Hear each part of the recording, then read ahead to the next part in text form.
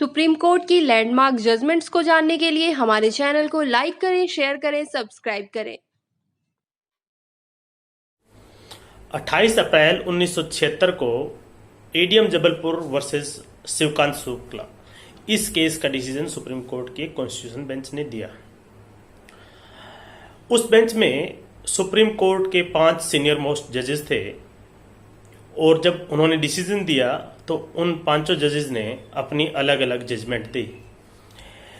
Judgement में अपने अपने रीजन दिए, लेकिन मेजोरिटी से उन्होंने जो जजमेंट दिया वो भारत के सुप्रीम कोर्ट की हिस्ट्री में सबसे अनपॉपुलर केस माना जाता है।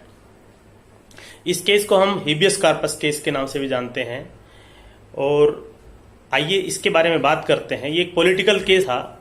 ज़्यादातर लोग जब एडीएम जबलपुर वर्सेस शिवकांत शुक्ला की बात करते हैं तो और भी इसमें जो बड़े बड़े लोग थे उनके बारे में भूल जाते हैं। इस केस में अटल बिहारी वाजपेयी, जो बाद में भारत के प्रधानमंत्री रहे, एल.के. आडवाणी, इस तरह से और भी बहुत से लोग थे जो उस समय के पॉलिटिकल लीडर्स थे अपोजिशन के, जो डिटेन किए गए, या स्टूडेंट लीडर्स थे जो डिटेन किए गए।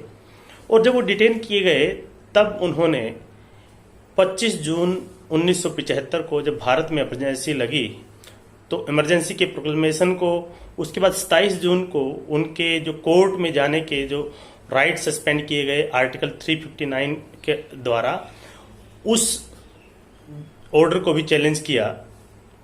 और उस समय maintenance of internal security act Misa में एक नया सेक्शन 16 या सेक्शन 16 कैपिटल ए सबसेक्शन 9 ये जोड़ा गया। इसको भी चैलेंज किया गया था।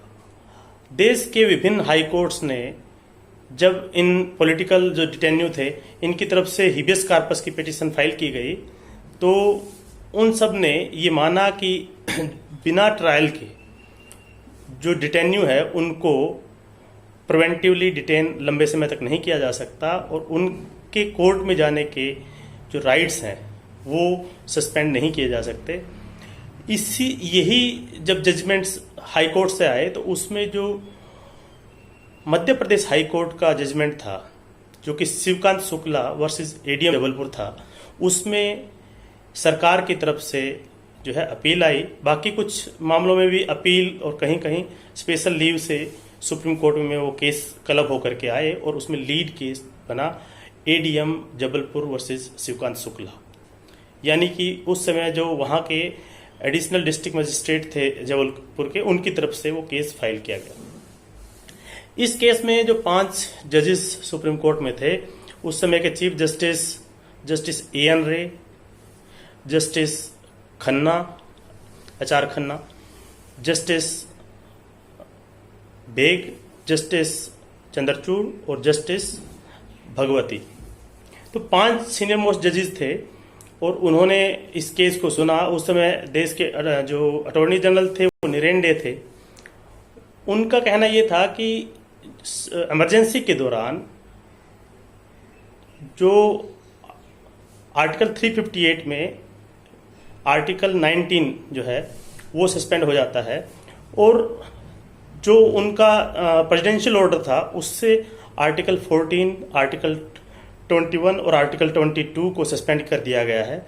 और इसके चलते high court habeas corpus petition जो है वो इशू नहीं कर सकता है और जो पॉलिटिकल डिटेनी हैं वो कोर्ट नहीं पहुंच सकते हैं। उनके पास ऐसा राइट ही नहीं है इमरजेंसी के दौरान जिसके तहत वो कोर्ट पहुंच सके। इसी में जब पूरा आर्ग्यूमेंट हुआ, इस केस का आर्ग्यूमेंट भी ऑलमोस्ट 37 डेज तक चला। यानी कि 15 दिसंबर 1975 से फरवरी के लास्ट तक 2.5 महीने में तकरीबन 37 दिन तक इसकी आर्ग्यूमेंट चली। और जब इस केस का जजमेंट आया तो जजमेंट में मेजोरिटी ने, यानी वैसे तो मैंने बताया कि 5 जजेस ने अपने अपने जजमेंट इसमें लिखे हैं, लेकिन मेजोरिटी ने जो जजमेंट दिया वो यही था कि उन्होंने जो ज़्यादातर हाई कोर्ट्स ने जो हाइबियस कार्पस पिटीशन इंटरटेन की थी उसको सेट असाइड करते हुए, अपील को अलाउ करते हुए ये कहा कि इमरजेंसी के दौरान जो फंडामेंटल राइट्स हैं वो सस्पेंडेड रहेंगे और जो उसके अलावा जो मीसा का जो section 16 capital A sub section 9 था, उसको भी उन्होंने कॉन्स्टिट्यूशनली वैलिड डिक्लेयर किया। इसमें जो एकमात्र जज उस जजमेंट में डिसेंटिंग ओपिनियन देने वाले थे वो थे जस्टिस HR खन्ना।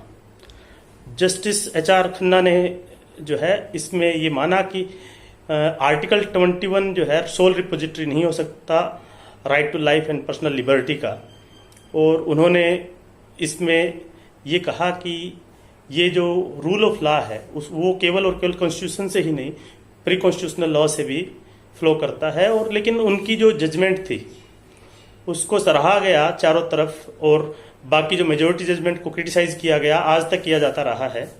लेकिन इस जजमेंट के चलते जस्टिस HR खन्ना को, जो कि सीनियर मोस्ट जज थे और नेक्स्ट वुड बी जो चीफ जस्टिस ऑफ इंडिया थे, लेकिन उसके चलते इमरजेंसी के दौरान उनको सुपरसीड किया गया। जैसे केशवानंद भारती में 3 जजेस को सुपरसीड किया गया था और जस्टिस बेग को अगला चीफ जस्टिस बनाया गया। इस जजमेंट